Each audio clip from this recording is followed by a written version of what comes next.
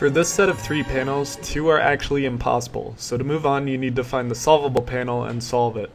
The more practice you do, the more easily you'll be able to just instantly see the solvable panel and solve it. But as a beginner or someone who just has a lot of trouble with this part of the challenge, a much easier strategy is to identify the 2 unsolvable puzzles rather than identifying the solvable puzzle. There are some patterns to look out for that make that easier.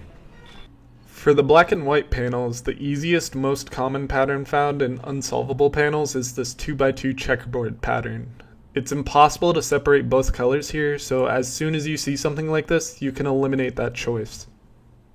You'll also occasionally encounter panels that look like they should be solvable because all the colors are grouped up cleanly.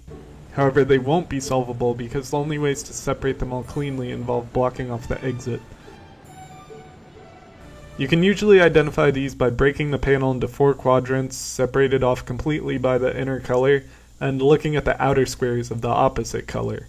If those squares occupy the top left and bottom right quadrant, you're going to have a hard time partitioning them off without passing in front of the exit and blocking yourself off.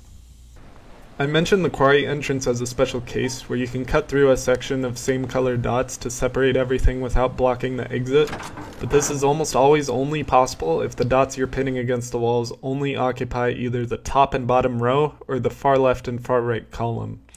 Fortunately, that's a really easy way of finding the solvable panel. If one color only occupies opposite columns or rows, use a quarry style solution. Another somewhat unintuitive yet common solution pattern worth mentioning is this sort of yin-yang pattern, where the panel is cut in half, one side mostly white while the other mostly black, but with 1 or 2 white or black squares in their opposite halves. This has sort of a layered solution. Partition off the closest lone square, cut through the middle separating the 2 halves, then partition off the other lone square. Again, this looks a lot like the quarry solution because you're cutting through the middle, but you don't actually separate same colored squares here.